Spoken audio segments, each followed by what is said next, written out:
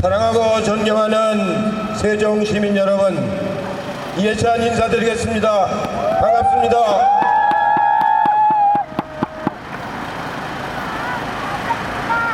이제 대통령 선거가 어제부터 시작되었습니다. 이제 20일 남았습니다.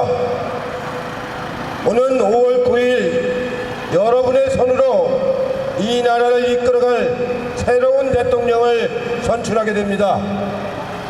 원래는 5월 12월에 선출을 할 예정이었는데 박근혜 대통령이 헌법재판소에서 탄핵되었습니다. 대통령을 헌법재판소에서 파면했습니다. 이정미 재판장이 대통령 박근혜를 파면한다 이렇게 선언했습니다. 왜 박근혜가 파면되었습니까? 임기를 1년 이상 남겨놓고 왜 그 자리에서 쫓겨나서 감옥살이 하고 있습니까?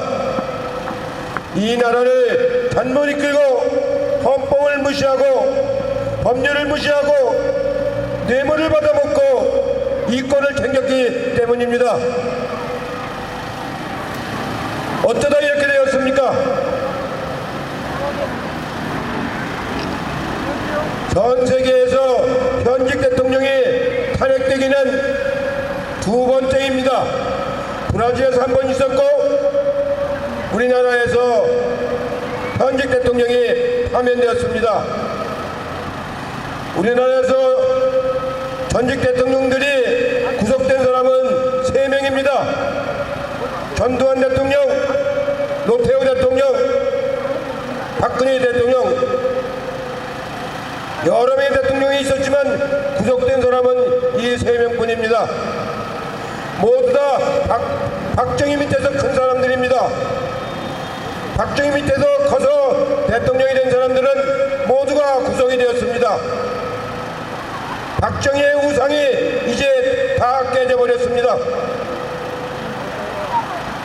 사랑하는 세종시민 여러분, 이제는 이런 국가적인 불행이 다시는 이 땅에서 벌어지지 않도록 해야 합니다. 국가를 바로 세워야 됩니다. 나라를 나라답게 만들어야 합니다. 상식이 통하는 나라, 법률이 통하는 나라, 서로가 소통하는 나라, 서로가 함께하는 나라를 만들어야 합니다. 문재인 후보는 저 이해찬과 함께 1987년 6월 항쟁 때부터 30년 동안 함께 살아온 친구이고 동지입니다. 참으로 진실한 사람입니다. 거짓이 없습니다. 사심이 없습니다. 튼튼한 사람입니다. 몸만 튼튼한 게 아니고 건전한 사고를 하는 사람입니다. 어려서 매우 어려운 집에서 태어나서 힘들게 자랐습니다. 그러나 사법연수원에서 수석으로 졸업해서 돈을 번 것이 아니고 어려운 사람들을 위한 인권 변론을 하면서 여태까지 살아온 사람입니다. 노무현 대통령과 함께 부산에서 인권 변호사를 하면서 살아왔습니다. 단 한 번도 자신을 위해서 무엇을 해본 적이 없습니다. 오로지 어려운 사람들과 나라와 민족을 위해서 살아왔습니다. 평생을 그렇게 살아왔습니다. 노무현 대통령이 서거하시고 나서 저도 그렇고 문재인 후보도 정치를 다시 하게 되었습니다. 대통령 임기가 끝나고 저희도 정치를 마감하려고 했었는데 노무현 대통령이 저들의 손에 의해서 저렇게 돌아가셨기 때문에 노무현 대통령의 유지를 잇기 위해서 저와 문재인은 함께 다시 정치를 시작하게 되었습니다. 이제는 이 나라를 저희들이 책임지겠습니다. 이명박, 박근혜 정부가 망가뜨린 이 나라, 남북관계는 단절되었고 외교관계는 악화되었고 경제는 파탄이 나고 민주주의는 무너졌습니다. 이런 나라를 이제 다시 일으켜 세워야 합니다. 남북관계의 물꼬를 터서 개성공단을 살리고 금강산을 열고 남북경제교류협력을 강화를 해서 남북관계의 긴장을 완화를 해야 우리가 중국하고도 잘 지내고 미국하고도 잘 지낼 수가 있습니다. 박근혜 정부는 국민들 동의 없이 위안부 문제를 합의를 했다고 합니다. 그것도 돈 우리나라 돈 100억에 위안부 문제를 해결했다고 합니다. 얼마나 수치스러운 일입니까? 그래 그 많은 우리의 젊은이들이 돈 100억을 받기 위해서 일제에 가서 성노예로 살았단 말입니까? 이런 몰상식한 정권이 어디 있습니까? 절대로 용납할 수 없습니다. 위안부 문제는 돈으로 사과할 문제가 아닙니다. 일본이 진심으로 사과할 때 그때 비로소 문제 해결에 실마리가 생기는 것입니다. 우리가 집권하면은 한일 위안부 문제는 전면 맥주하겠습니다, 여러분.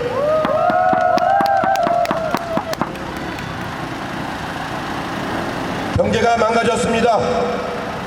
여기 이렇게 뛰놀고 있는 저 아이들이 살아갈 우리의 경제가 이렇게 망가졌습니다.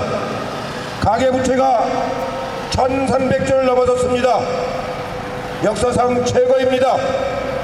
이제 집값이 조금만 하락하거나 금리가 조금만 더 올라가면은 줄줄이 파산을 하게 되었습니다. 박근혜 정부는 경제를 전혀 일으키지 못했습니다. 오히려 더 악화시키고 말았습니다. 이제 문재인 대통령이 당선이 되면은 금년 하반기부터 추경 10조를 발행해서 젊은이들이 일자리를 만들어 나가도록 하겠습니다.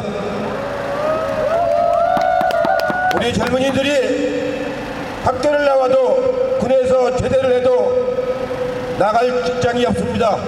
일자리가 없습니다. 그래서 아르바이트로 전전합니다. 올바른 직장을 가져야 됩니다. 적어도 연봉 3천만 원을 받는 그런 일자리를 많이 만들어야 합니다. 이명박은 30조에 가까운 돈을 들여서 4대강을 파헤쳤습니다. 거기다가 30조에 가까운 돈을 쏟아 넣었습니다. 30조 같으면은 연봉 3천만 원짜리 일자리 100만 개를 만들 수 있는 어마어마한 돈입니다. 토목업자한테 돈을 주기 위해서 그런 자연을 훼손하고 환경을 파괴하는 짓을 했습니다.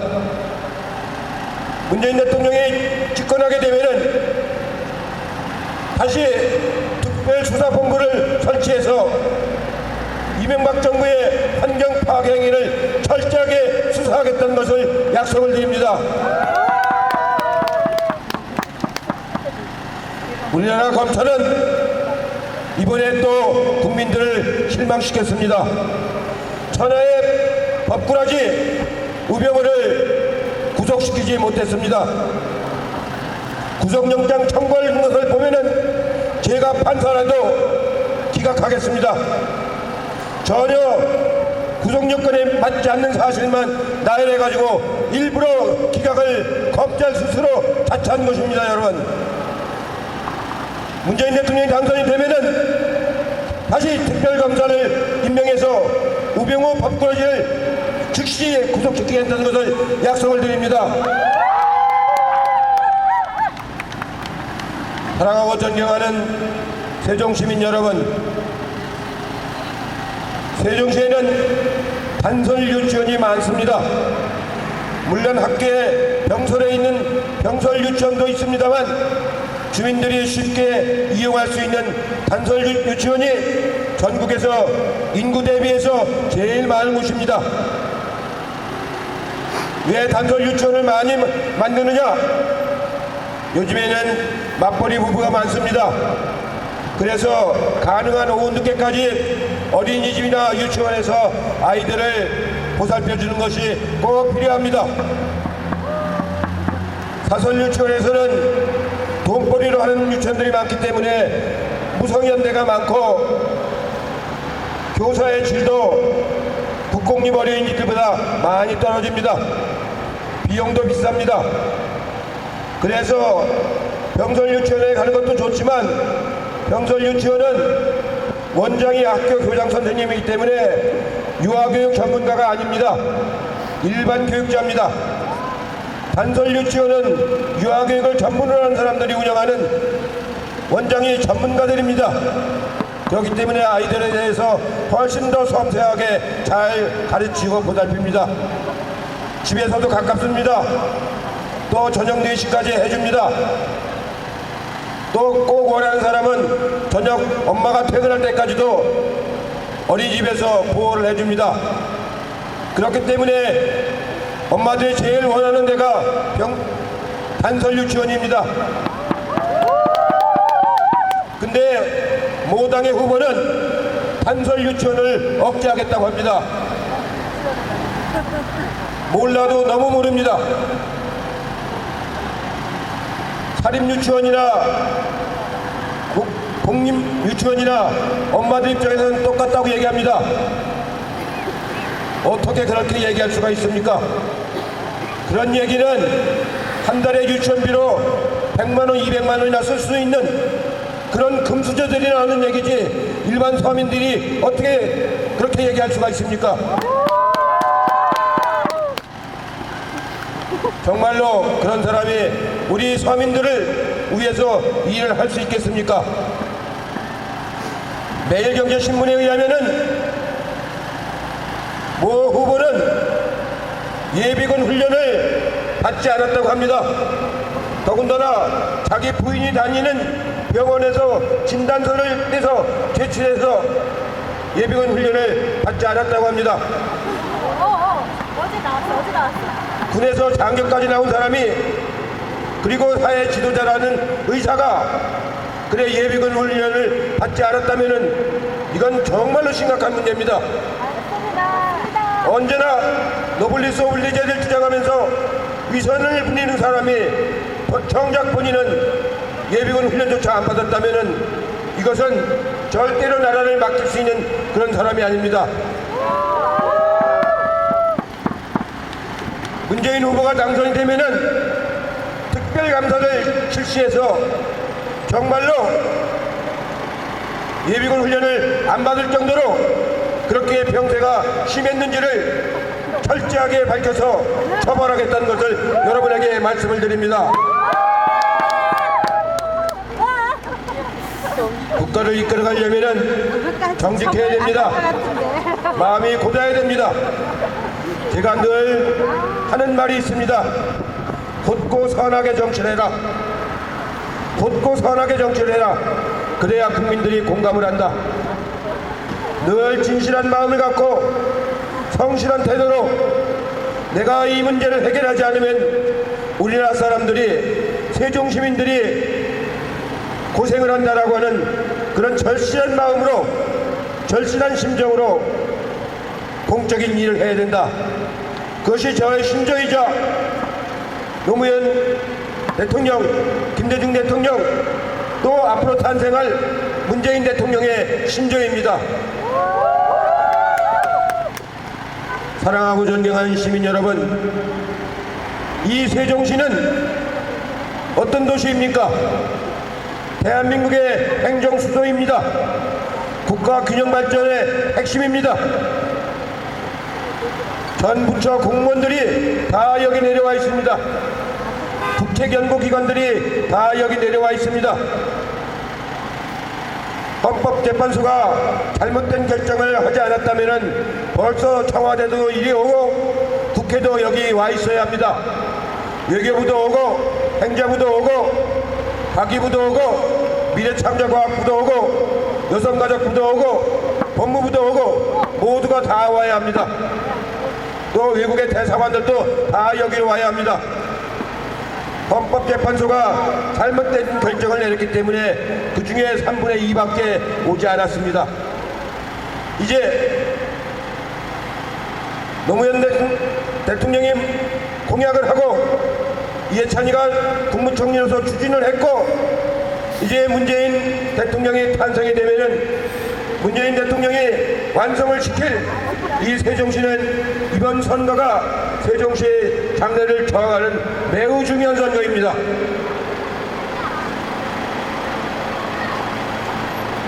문재인 대통령이 당선이 되면 우선 행자부와 미래창조부와 이런 부서를 바로 옮기도록 하겠습니다. 국회를 세종 국회의사당을 바로 건설하도록 하겠습니다. 대통령 집무실을 세종시에 설치하도록 하겠습니다. 그리고 올 하반기에는 개헌 논의가 본격적으로 이루어집니다. 그때 개헌 논의를 할 적에 대한민국의 행정수도는 세종특별자치시로 한다라는 법조항을 개정안에 넣어서 내년 6월 지방선거 할 적에 반드시 통과시켜서 세종시를 행정수도로 탈바꿈한다는 것을 약속을 드립니다. 그렇게 해야 지금처럼 공무원들이 분산되어 있고 국회로 많은 공무원들이 국정감사를 받으러 찾아가고 예산심사를 받으러 찾아가는 그런 낭비를 없앨 수 있습니다. 그래야 온전한 세종시 대한민국의 행정수도가 만들어진다는 것을 여러분에게 말씀드리는 바입니다. 이처럼 대한민국의 행정수도가 되면은 KTX 세종 역사는 저절로 만들어집니다. 좋은 대학도 많이 옵니다. 외국에서 손님들도 많이 옵니다. 국제회의가 많이 열립니다. 그렇게 해서 세종시는 그야말로 세계적인 명품 도시로서 대한민국의 중심으로서 21세기 대한민국을 이끌어가는 중심이 될 것을 여러분에게 약속을 드립니다. 문재인 후보는